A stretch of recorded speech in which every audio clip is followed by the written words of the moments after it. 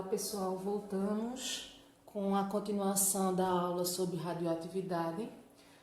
Na aula passada nós falamos sobre o histórico da radioatividade, conceito da radioatividade e sobre as leis da radioatividade e as emissões alfa e beta. Nessa aula agora nós iremos falar sobre as emissões gama e sobre o uso da radioatividade, certo? Então, a emissão gama, as ondas eletromagnéticas chamadas gama, elas não podem ser chamadas de partículas. Elas, na verdade, não são partículas, né? Elas são ondas sem carga elétrica nenhuma e sem massa, certo? Então, elas se assemelham ao raio-x e têm a mesma natureza da luz, possuindo uma velocidade igual à velocidade da luz de 300 mil quilômetros por segundo. É mais penetrante que o raio-x e elas podem ser detidas por 5 centímetros de chumbo ou até mesmo 20 centímetros de aço. No caso aqui, o chumbo, né, que tem símbolo Pb, o chumbo ele possui uma capacidade maior de reter ou de deter esse tipo de radiação porque ele apresenta uma maior densidade, tá certo? Danos à saúde, essa radiação atravessa o corpo humano, né, sendo absorvido pelo corpo humano, por células, por tecido, por órgãos, e aí atravessa o corpo humano, causando danos irreparáveis. Uma característica da emissão gama é que elas sempre vão vir acompanhadas pela emissão alfa e pela emissão beta. Então, primeiro vai ser emitido radiação alfa, depois radiação beta e, por último, a radiação gama. Isso não quer dizer que ela não seja forte, né? Das três, a mais forte, a mais destrutiva é a radiação gama, tá certo? Aí a gente vai falar um pouquinho sobre os benefícios que a radiação gama, que as emissões gama, elas podem trazer. Então, a gente vai ter como primeiro benefício a radioterapia, né? Que é o processo onde a pessoa é submetida à radiação gama, ao uso da radiação gama para o tratamento do câncer. Lembrando que essa radiação, ela vai atingir as células cancerígenas, destruindo-as, porque as células cancerígenas são mais simples do que as células normais. Outro uso da radiação gama é na conservação dos alimentos. Como assim é feita essa conservação dos alimentos? Os alimentos que vão ser exportados para grandes distâncias, né, para outros países, é utilizado o processo de irradiação, que é a liberação de radiação gama nesses alimentos, e aí esses alimentos vão ter todas as bactérias, todos os fungos que estejam contidos nesses alimentos vão ser destruídos pela radiação gama. E esses alimentos vão ser conservados. Então, a conservação de alimentos através da radiação, da emissão da radiação gama, faz com que a durabilidade dos alimentos ela seja maior. E aí existe uma dúvida, né? Então, os aparelhos, os alimentos que são irradiados, será que eles ficam radioativos? A resposta é não, eles não ficam radioativos, porque a emissão é muito leve, tá certo? Então, não prejudica os seres humanos. A gente tem como exemplo de irradiação nos fornos micro-ondas, né? Nos micro-ondas existe a irradiação, mas nos alimentos que a gente consome não vai existir processos radioativos ou elementos radioativos.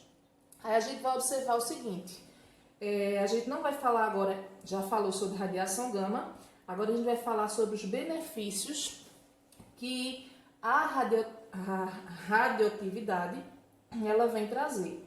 Então, o primeiro benefício, a primeira aplicação da radioatividade é chamada de datação do carbono 14. Claro que não é essa sequência, né? Mas uma das aplicações é na datação do carbono 14. E o que é o carbono 14? O carbono 14 é um radioativo, ele é um radioisótopo raro, né? Porque os carbonos, o mais conhecido é o carbono 12, que nós conhecemos é o carbono 12, mas dentro do grupo dos carbonos existe o carbono 14. Os seres vivos, eles têm uma quantidade de carbono 14 no corpo.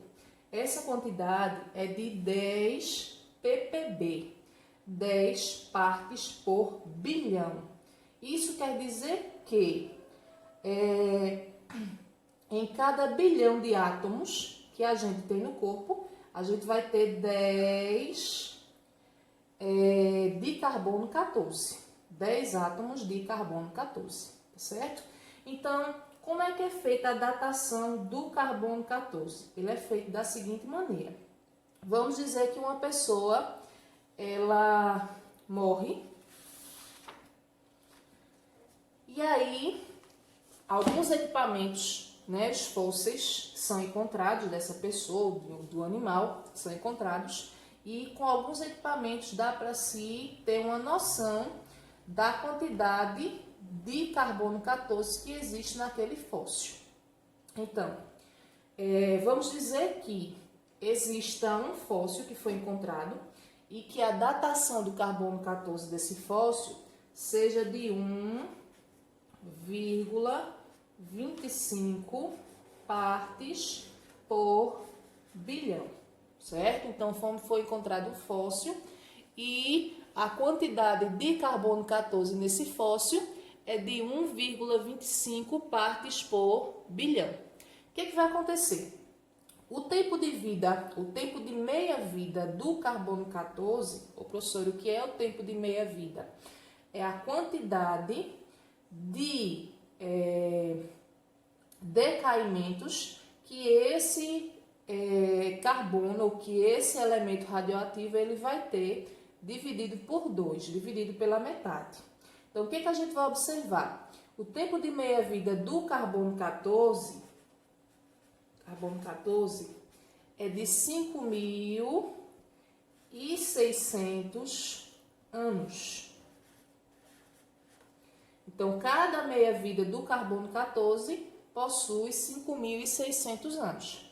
Mas vamos tentar entender, vamos tentar fazer como é que os cientistas calculam esse tempo de milhares de anos que o fóssil existiu, que aquele ser vivo existiu. Então, o que é feito? É feito o seguinte, de trás para frente, é colocado o valor que se tem, que foi encontrado no fóssil, a quantidade de carbono 14 que foi encontrada no fóssil, que no caso é de 1,25, multiplica-se esse 1,25 por 2, porque é a meia-vida. Aí 1,25 multiplicado por 2 vai ter o valor de 2,5. 2,5 multiplicado por 2, vamos ter o valor de 5. E 5 multiplicado por 2, vamos ter o valor de 10. 10 partes por bilhão.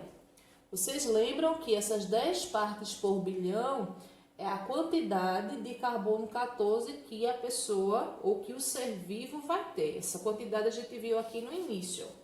Quantidade que o ser vivo vai ter é de 10 ppb, 10 partes por bilhão.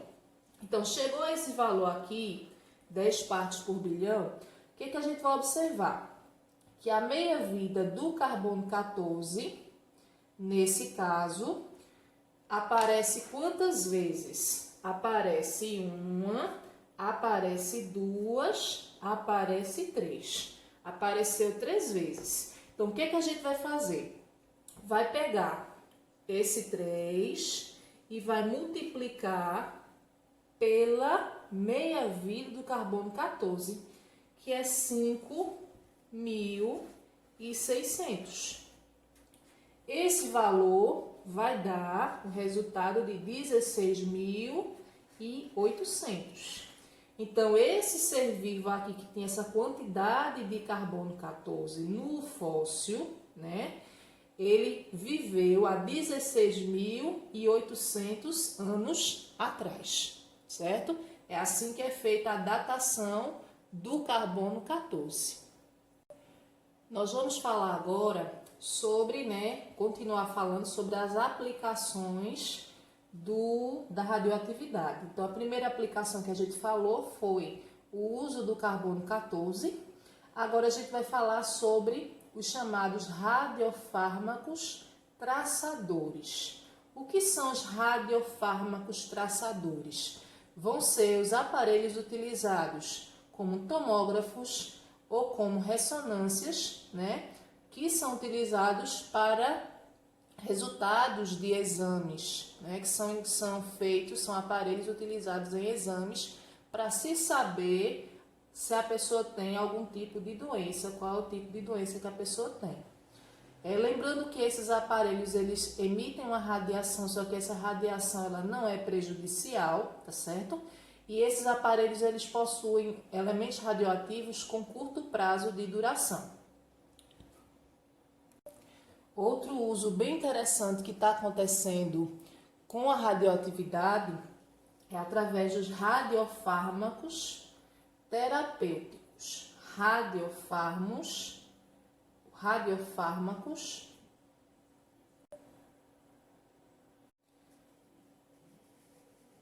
Outro uso da radiação, da radioterapia, é através dos chamados radiofármacos terapêuticos. E o que são os radiofármacos terapêuticos? Para que eles são utilizados?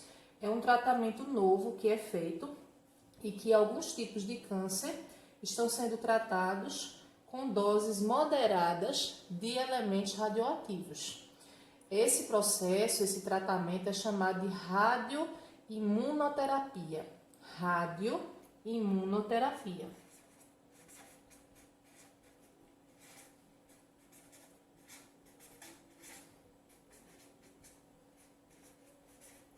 Então, essa radioimunoterapia é feita o quê? A pessoa vai ingerir elementos radioativos, uma quantidade moderada de elementos radioativos, ou de um elemento radioativo, e aí a pessoa vai fazer esse tratamento, certo? Aí a gente vai falar um pouquinho agora sobre a questão da energia nuclear, O que vem a ser energia nuclear? A energia nuclear é dividida em dois processos. Um processo conhecido como fissão nuclear, e outro processo conhecido como fusão. Nesse momento agora a gente vai falar sobre a fissão. O que é a fissão nuclear? A fissão nuclear é a quebra de núcleos grandes, produzindo núcleos menores. Então, vamos dizer aqui que eu tenho um núcleo. Esse núcleo seja do urânio 235, que é o urânio mais famoso, certo? E aí, nesse núcleo do urânio, eu vou ter prótons e vai ter nêutrons, como qualquer átomo, como qualquer elemento químico. Deixa eu misturar aqui.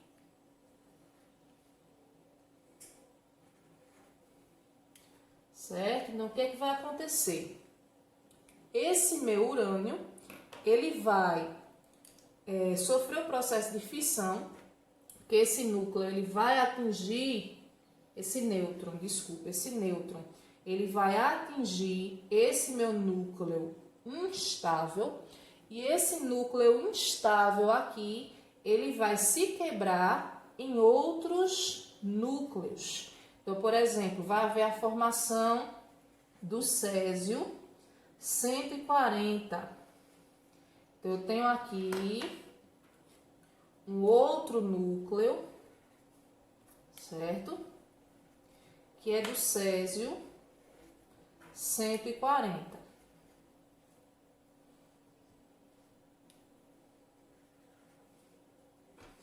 Lembrando que no núcleo nós temos prótons e nêutrons. Aí, esse nêutron que bateu, que se chocou com esse núcleo, ele vai continuar no ambiente.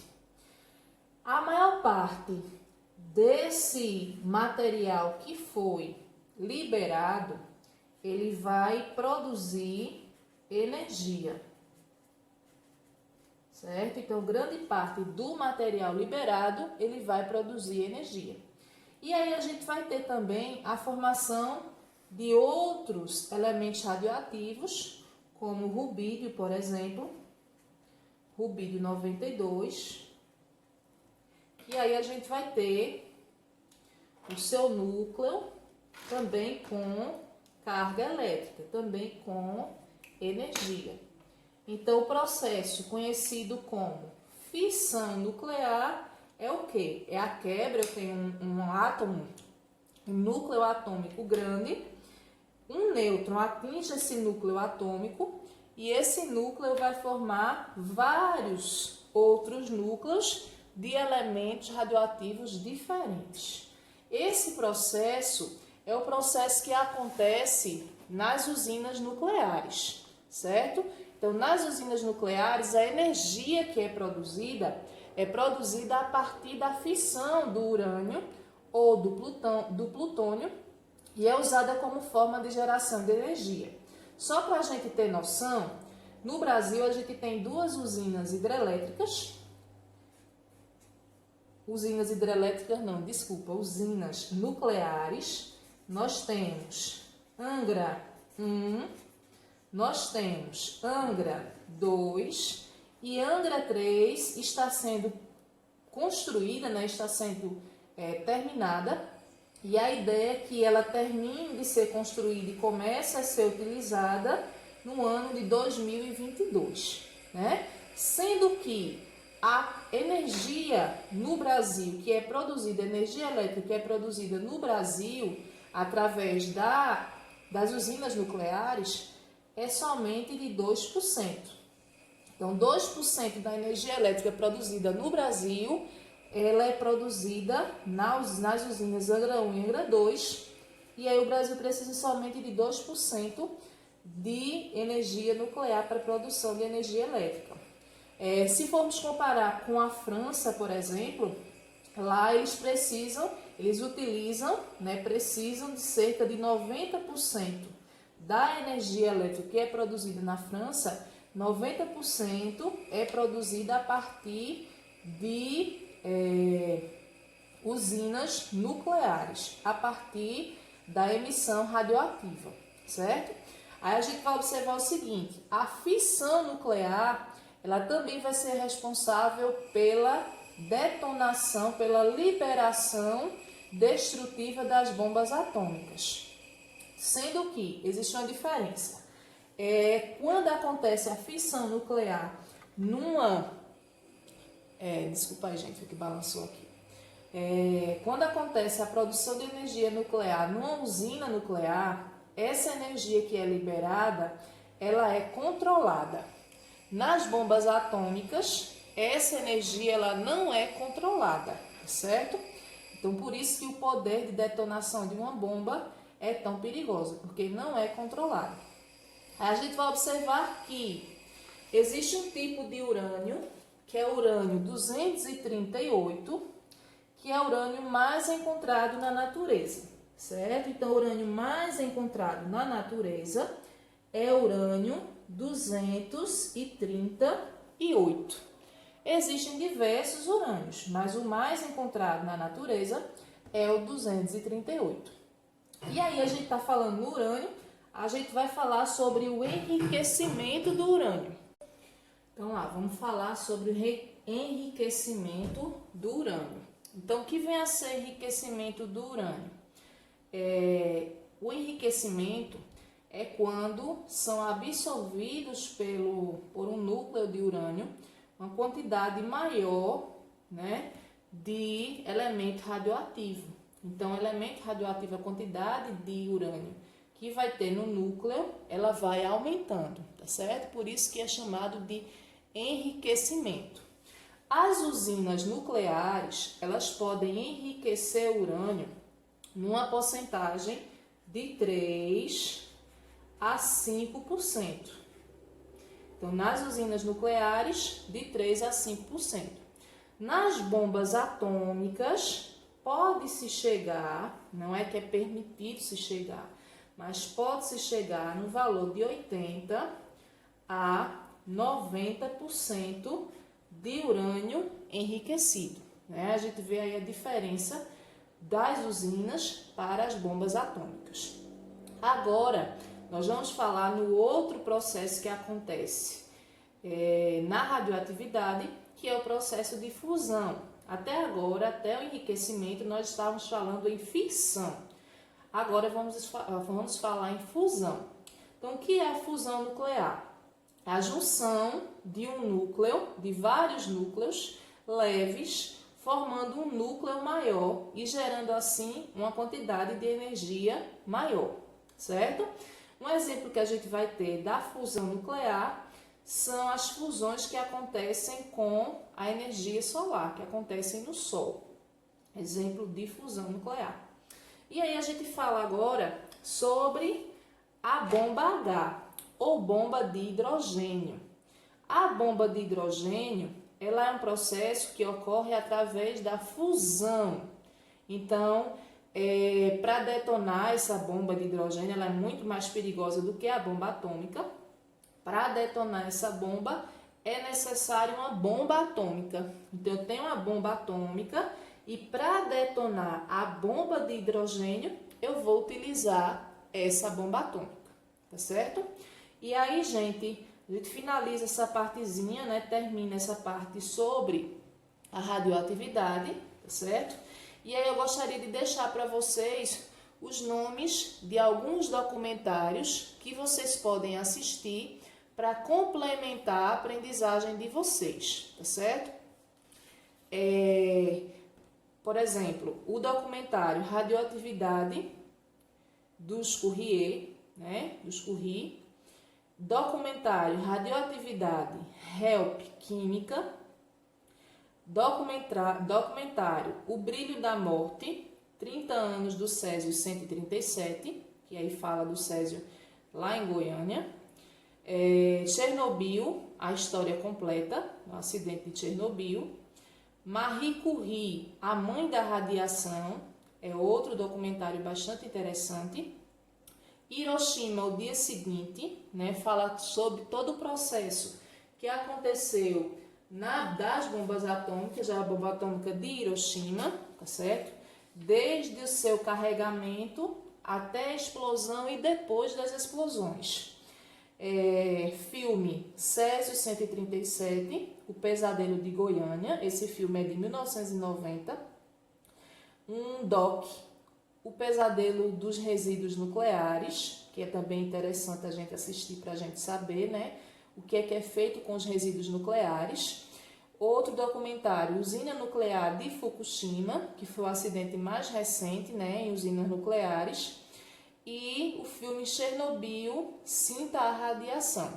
Então, são as dicas aí de documentários e filmes que vocês podem assistir para ajudar no conhecimento sobre radioatividade. Eu vou estar colocando na descrição do vídeo, na descrição dessa videoaula, os nomes desses documentários e filmes.